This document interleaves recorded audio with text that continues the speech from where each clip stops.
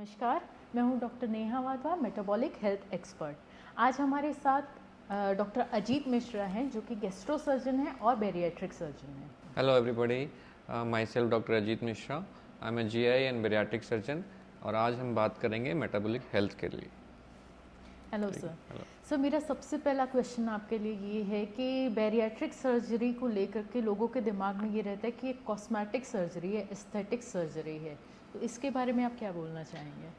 जी, ये this is the biggest misconception that bariatric surgery is a cosmetic surgery, but actually bariatric surgery एक metabolic surgery है because obesity is a chronic disease. Chronic disease का मतलब है कि इसके साथ साथ और बहुत सारी बीमारियां हैं, जैसे ब्लड प्रेशर है, शुगर है, OSA है, जॉइंट प्रॉब्लम्स हैं, बहुत सारी प्रॉब्लम्स होती हैं। बैरियाट्रिक सर्जरी इन ओबेसिटी के जो बाकी प्रॉब्लम्स हैं उनको भी एक साथ ट्रीट करने के लिए ऐसा एक वेट लॉस भी होना है और साथ में उसके कॉम्प्लिकेशन जो ओबेसिटी के हैं उनको ठीक करना है।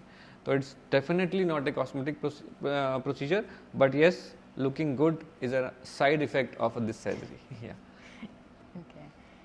जैसे जब हमारे पास कई सारे ओबीज पेशेंट्स आते हैं और वो सोचते हैं, जब हम उनको बताते हैं बैरियाट्रिक सर्जरी के बारे में, तो उनको ऐसा लगता है कि बैरियाट्रिक सर्जरी आज की और कल से वेट कम हो जाएगा। तो वो जो है वो लाइपोसेक्शन होता है जो प्लास्टिक सर्जन्स करते हैं, जिसमें एक लोकलाइज्ड फैट को निकला जाता है। बट बैरियाट्रिक सर्जरी जो प्रोसीजर्स हैं उनमें शरीर की संरचना को ऐसे चेंज किया जाता है कि हमारा ओबेसिटी जो वेट लॉस है और साथ साथ जो वेट रिलेटेड कॉम्प्लिकेशंस हैं वो ठीक हों। तो ये डेफिनेटली एक कॉस्मेटिक प्रोसीजर नहीं है, ये एक मेटाबॉलिक प्रोसीजर है जो बॉडी के मेटाबॉलिज्म को चेंज करता है और एक सस्टेन वेट लॉस करता है और साथ साथ उसके जो कॉम्प्लिकेशंस हैं उनको ठीक करता है। मैं भी आपसे चीज़ जानना चाहूँगा, बहुत सारे लोग पूछते हैं हमसे कि आखिर हमें कब जाना चाहिए, क्या हम डाइट से इतना वेट लॉस कर सकते हैं या हम किसी और चीज़ से कर सकते हैं, आखिर when should we think that one more diet is enough और we should go for surgery?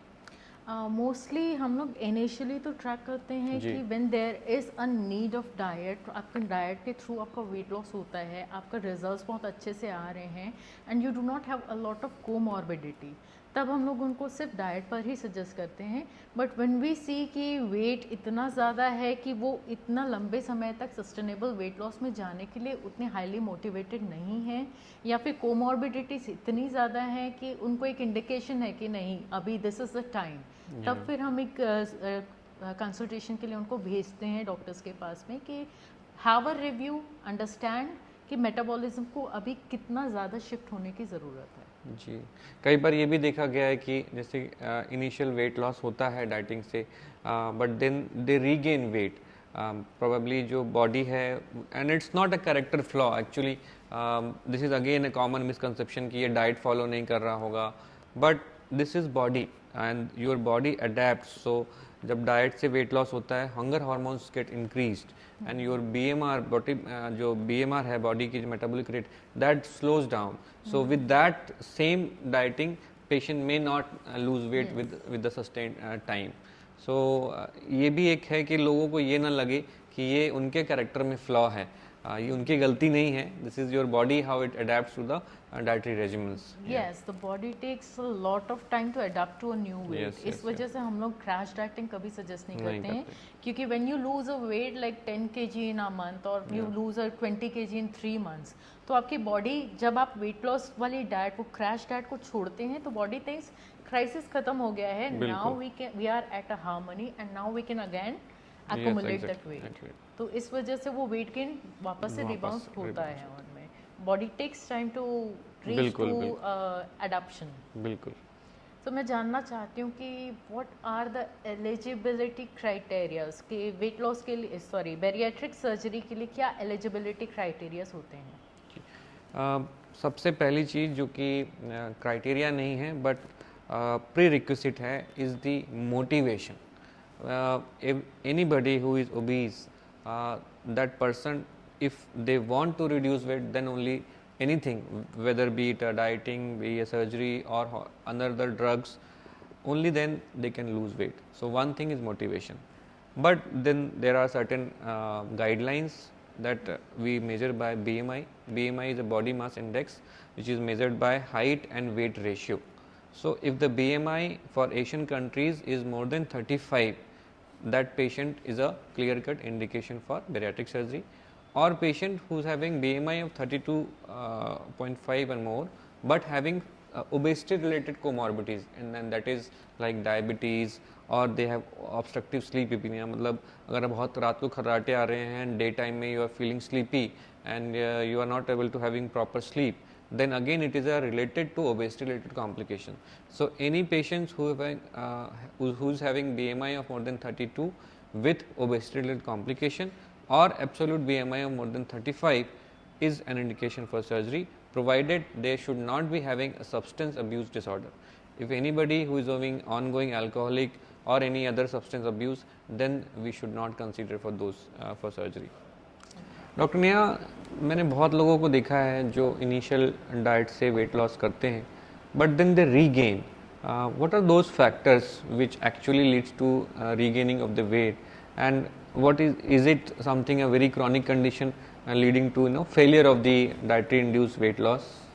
Normally हम जब देखते हैं obesity is not something that comes up with the habit. Obesity is something that is a metabolic issue. मतलब आपकी body में कुछ ना कुछ मेटाबॉलिक इशू है जिसकी वजह से आपको अनयूजुअल क्रेविंग्स हो रही हैं, आपके एनर्जी क्रैशेस हो रहे हैं, you are craving a lot more of food then the normal person would, and that accumulates into the fat. So this is something we definitely consider. मैं अपने हर वीडियो में भी बोलती हूँ, मैं हर पेशेंट को भी बोलती हूँ कि I am not going to make you lose weight, making you do a crash diet और something which is not feasible. What I am going to do is आपके मेटाबॉलिज्म को करेक्ट करेंगे, आपकी बॉडी में जो डिफिशियंसीज हैं या जो एक्स्ट्रा नीड्स हैं वो किस वजह से हैं उसको आइडेंटिफाई करेंगे. We will resolve that. और जो वेट लॉस है that is byproduct of correcting your metabolism. So it is not something that I would say कि आपकी ईटिंग हैबिट, आपकी लाइफस्टाइल इतनी ख़राब है तो ये आपका normal this is something normal behavior of yours. This is something which is going on into your body, which is metabolic related, which can be genetic but still can be a metabolism dysfunctioning. उसको correct करना बहुत ज़रूरी होता है.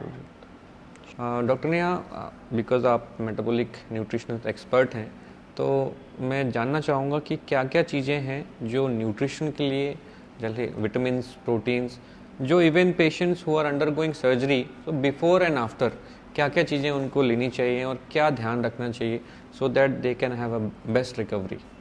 तो सबसे पहली चीज़ तो protein rich diet and amino acid rich diet हम लोग प्रेफर करते हैं pre surgery, so that body becomes ready for the healing faster. तो रिकवरी ड्यूरेशन बहुत कम हो जाता है अगर they are already prepared with the diet. And weight loss of, as you always say कि weight loss of 5 to 7 kg also impacts a lot into their lifestyle. Even if it is 140 kg, 150 kg, 5 kg भी weight loss होता है, तो that makes the changes into the body, that metabolism starts acting. तो इसलिए before surgery a diet to prepare for the surgery, and after surgery क्योंकि पहले की eating habits बहुत अलग हैं और बाद की जो ईटिंग हैबिट्स है, because there is difference in the metabolism, in the quantity of the food, so the quality has to be enhanced a lot, so that there is no deficiency afterwards, there is no energy crashes और ultra this side effects of the surgery. So nutrition plays a very important role into it. Yeah, in fact protein is very important because you want everybody to lose fat but not the muscle. And for muscles it is very important to have a very good amount of protein every day, almost 80 to 100 grams. Sometimes we supplement along with micronutrients. You already told that because now you have a different metabolic pathway, so everybody should be monitoring their micronutrients, vitamins, so that eventually that will give the best recovery.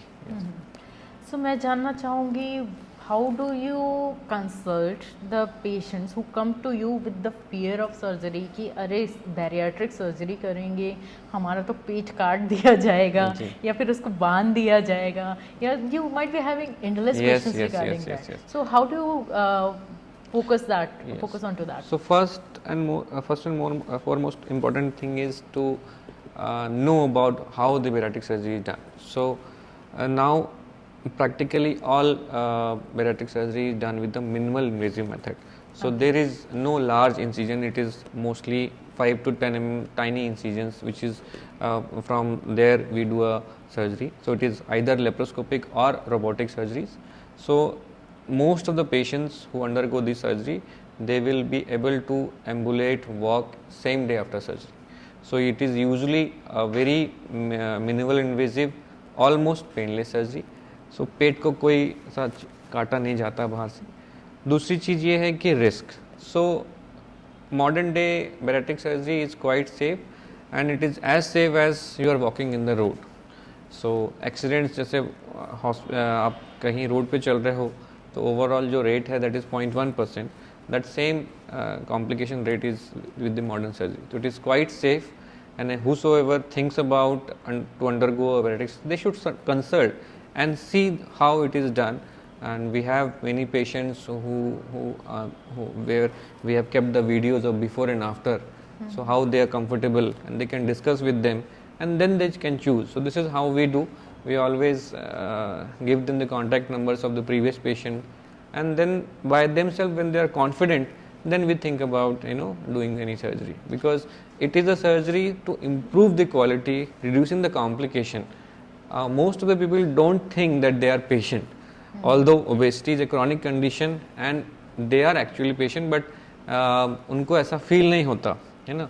उनको ये चीज़ cosmetic के लिए लगती है, but our idea is to reduce the complication related to obesity, not just to make them smarter और just slim. We have to reduce the complication associated with obesity. So जब वो ये सारी चीज़ें समझते हैं, then they understand, and when they understand, when they undergo, and then they feel the difference before and after surgery. Sir इसी से related ना मेरा ये क्वेश्चन है आपसे कि यूजुअली आफ्टर द सर्जरी भी, जैसा आपने बताया कि it's not something that is going to give you instant result, but लोगों के दिमाग में ये रहता है, अरे हम सर्जरी करवा लेते हैं, हम तो जल्दी पतले हो जाएंगे, हमारे लिए तो ये शॉर्टकट है. तो what do you have to say for that? So again, जैसा मैंने बताया कि जब भी किसी की सर्जरी करनी है तो हमें इंडिकेशन देखना है. It is never done for just cosmesis, and weight loss इसमें ग्रेजुअल एंड सस्टेन्ड होता है. So in general whatever procedure we do, it leads to around 10 to 15 kg weight loss in first month, then after that 5 kg. So at the end of 1 year, usually 30 to 40% of excess weight loss will be lost, and by the end of 2 years, it is around 60% to 70% of excess weight loss. So it is never like you do the procedure and next day the patient will lose weight, because you have changed the anatomy in such way that your metabolism going to change. So जब metabolism से change होता है तो it takes time in a manner जिसमें कि उनकी body adapt करे, और वो ऐसा फील नहीं करें कि अगर किसी का वेट एक दिन में 15-20 किलो कम हो जाएगा, those people will not feel energetic. So it has to be done in that way that they should be resuming their activities. So in general बहुत सारे लोग सोचते हैं सर्जरी के बाद क्या हम काम करने जा पाएंगे. So everybody resumes their activity within 3 to 4 days after surgery. They can drive, they can go anywhere, and even after a month, what we have seen is their energy level has gone up, because even after 10 to 15 kg of weight loss, that gives enormous energy to them. So मेरा next question है, what is the success rate of this bariatric surgery, and when to stop losing weight after this? Yeah. So as I told that whenever we select patient, it is very important that person is motivated. So if somebody doesn't want to lose weight, no surgery can do any miracles. But if somebody is motivated, the success rate of bariatric surgery, modern surgeries, is up to 95%. And sustainability also depends upon the patient. So surgery is just the beginning of a new life, but to maintain that weight loss and to maintain that healthy life, that person should also give effort. So they need to have a proper diet even after surgery. They need to do exercise. They should not eat junks or excessive alcohol or any substance abuse. So all these things also matters, because your body have now change metabolic activities, metabolic rate change हुआ है, but ऐसा नहीं है कि उसके बाद आप कुछ भी खाना है या आपको कुछ भी ध्यान नहीं रखना है. You have to have a proper diet and that needs to be monitored. In general after 2 years weight loss जो है वो सस्टेन रहता है, provided you also follow guidelines. बहुत सारे लोगों के अंदर ये भी क्वेश्चन आते हैं कि क्या वो नॉर्मल डाइट ले सकते हैं, जो हम इंडियंस के नॉर्मल डाइट होते हैं, रोटी सब्जी दाल चावल, वो सब कुछ खा सकते हैं. They will resume their normal diet, but the quantity varies from patient to patient. But in the same way, like we want to avoid weight gain, sugary products हैं, junks हैं, उनको हमको minimize करना होता है. So if they keep on adhering to the strict diet chart what we give, they will not regain. So after reaching to their ideal weight, Yes. how does the weight loss stops here? So usually by the end of 2 years their weight stabilizes, and depending upon their body habitus, their eating habits, they can have 2 to 3 kgs weight gain or weight loss, but that usually remains same. और doctor ने बहुत सारे patients जब wait loss करते हैं तो उनकी skin loose होती है, ऐसा भी होता है. सो स्ट्रेंथ ट्रेनिंग का क्या इसमें रोल है, and how do you assess which patients needs strength training and how do you counsel them? So strength training is something that we consider as a mandatory thing for each and every individual, क्योंकि हमारी body बनी हुई ही muscle से है and muscle needs functioning. तो previous days में अगर हम जाएंगे तो we use to have a lot of things जिसमें हम अपनी बॉडी की मसल्स को यूज़ करते थे. आजकल की सेडेंटरी लाइफस्टाइल है और muscles are not getting used. तो this is one of the reasons where we start getting the metabolic disorders. तो बॉडी में जितनी भी मसल्स हैं उनका बेसिक काम है फंक्शनिंग, और अगर वो हम मसल्स को काम ही नहीं करा रहे हैं, इट्स लाइक हम मशीन है उसमें ऑयलिंग करते जा रहे हैं पर उसको चला नहीं रहे हैं. You are giving the proper food, still you are not running the machine. So what is the use of that machine? इसलिए strength training is something which is very much mandatory for sustaining the muscle mass for longer duration, so that aging भी delay होगी. Plus when you are at the older age, आपकी body में muscle intact रहेंगे तो आपकी strength भी बनी रहेगी. Plus आपके in the mid life आपके hormonal balances and everything remains in check. इसलिए strength training is something which is mandatory for everybody, may it be male or female. तो लोगों को लगता है जिम जाना is something like doing a show off, हमें body बनानी or something like that, but this is as important as eating food. True. So it's not like आप सिर्फ कार्डियो कर रहे हो तो that is enough. It's not like आप सिर्फ स्ट्रेंथ ट्रेनिंग कर रहे हो तो it is enough. Your every body part has to be functional, and for that you have to go undergo variable exercises. Strength training है, yoga and meditation है, walk है, आपकी साइकिलिंग है, रनिंग है. There are various types of exercises. इनका combination करके हमें day to day activities में करते रहना चाहिए. True. Strength training actually helps in muscle recovery, muscle building, and that itself leads to sustainable weight loss also. Yes, it does. Because it improves the basal metabolic rate.